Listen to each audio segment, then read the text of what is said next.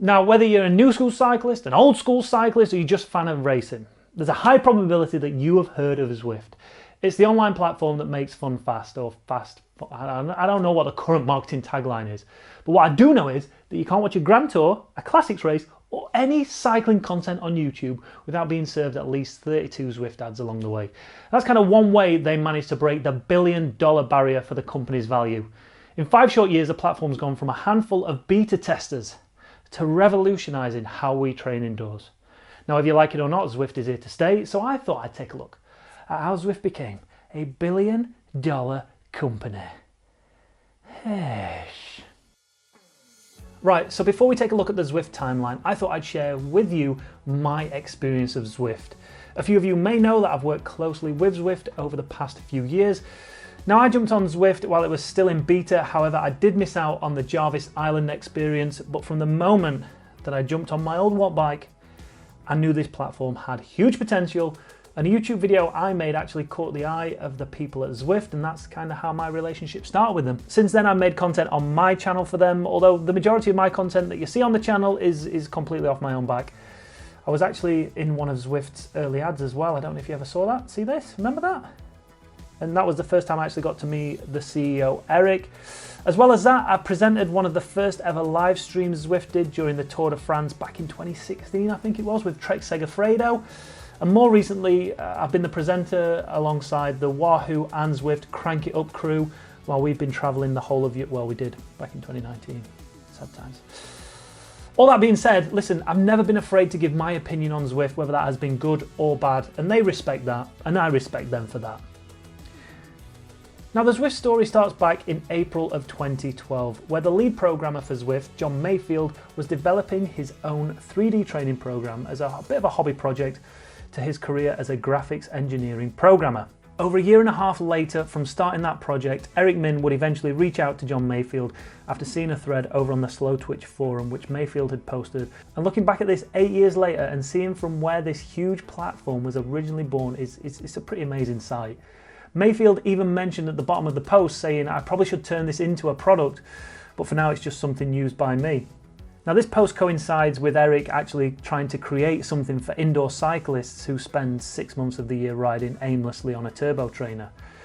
After a quick Google search, Eric came across John's post, and once John had presented his program to Eric and his business partner Scott, Zwift was born. Well, the concept was born, the name was yet to be decided. In January of 2014, Zwift receives its first seed investment of £350,000 from Eric Min and his business partner, and work gets underway of transforming John's concept into a scalable social platform for indoor cyclists. Now fast forward to September 2014, where the first beta test invites were sent out and Zwift were inundated with requests to be part of the beta testing group. Over 13,000 people requested one of the 1,000 spots available. Now, once the beta was open, it was clear just how far this product had come in such a short space of time. The beta testers were able to ride around Jarvis Island, which was the fictitious 5-kilometer loop around Jarvis Island, which is in the middle of the Pacific Ocean. The launch of the beta also coincided with another angel investment of $7 million. The company was now off to the races, so to speak. Now, the company wouldn't receive another angel investment now until the end of January in 2016, where an additional $10 million were raised. In the time between the two investing rounds, we were introduced to Watopia and the original 9-kilometer hilly route. OG fans will remember that one fondly. Also, we were given a second world in the 2015 World Championship course around Richmond. That allowed Zwifters to experience a real-life course used by the pros and will be the first of 3 World Championship courses on Zwift. I dare say there'll be more by the time you watch this in 2023. 2015 also saw the first glimpses of the potential of Zwift to be used as a racing platform. The community took racing under its wings to create the first form of Zwift races. They were a bloody nightmare, but they were also a lot of blooming fun. But at this point, Zwift were clear that they weren't going to be assisting in making racing easier for the community to access. We'll come back to this one a little bit later on. So by the end of October, Zwift had come out of beta and was now a fully fledged product with a subscription fee of $10, which was, I can't remember, around £8, something like that. And this is where things started to really ramp up for the company. Early 2016, Zwift launched the Zwift Academy. That gave Zwifters a chance to ride and race for a spot on a professional cycling team in the real world. This brought a huge amount of women to the platform and showed the potential of this platform becoming a great resource for talent ID. In terms of software development, a huge milestone was reached in December of 2016 when Zwift launched on iOS. This meant that all you needed now to access Zwift was an iPad, an iPhone, and with Bluetooth connectivity, it meant that you no longer needed a PC or a laptop to enjoy the platform. Again, opening up its user base, and with over 700 million people worldwide using Apple devices, it brought Zwift to a new audience. Now in 2017, after the huge success of the first Zwift Academy, it was rolled out for another year and this time included a men's competition and has subsequently become a breeding ground for those riders who otherwise without Zwift wouldn't have been spotted and been taken to the world scene. Also in 2017, Zwift made another shrewd move in creating Zwift for Apple TV, making it even easier for people to access the platform. And at this moment in time, in 2017, Zwift had amassed over 500,000 members. And in 2018, they took their first foray into another sport, offering running for Zwifters. Right, so let's go back to racing. So while this was all going off in 2016, in the background, Zwift had started to help out with the community after clearly seeing that racing wasn't going to disappear from the platform. So they started to create events, which meant you no longer had to line up at the side of the road and hope that no one would just send it 30 seconds before the start. Zwift incorporated pens for the riders to be able to sit in and give those races a much more official feel. And again, this brought a new kind of Zwift rider who wanted to keep that competition going through the winter. Around this time, I'd actually started streaming my Zwift races, creating a new genre of esports entertainment. I like to think I was the founding father of the Zwift stream. I could be right, I don't know.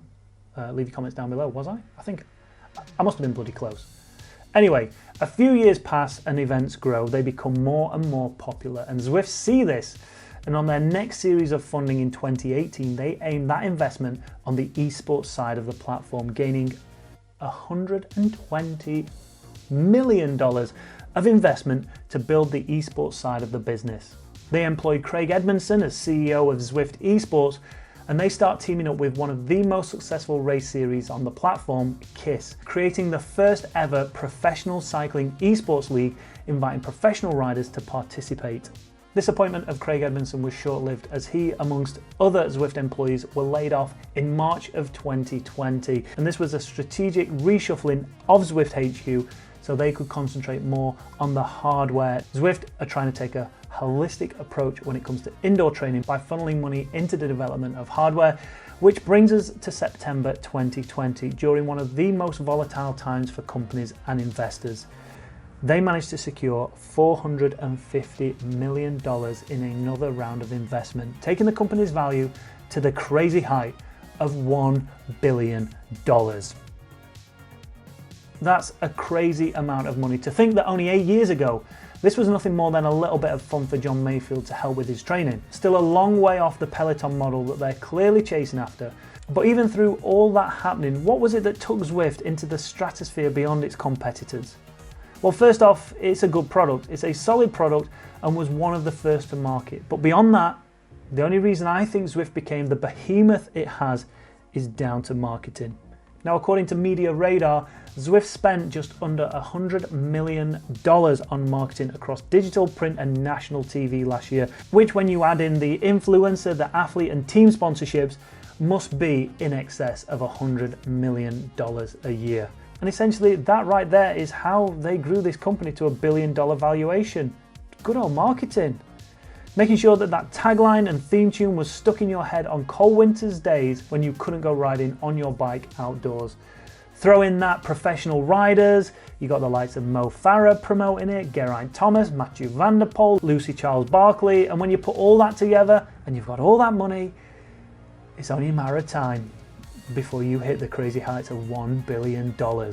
Hopefully you've enjoyed this video. Now I know I've missed so much out on the Zwift timeline.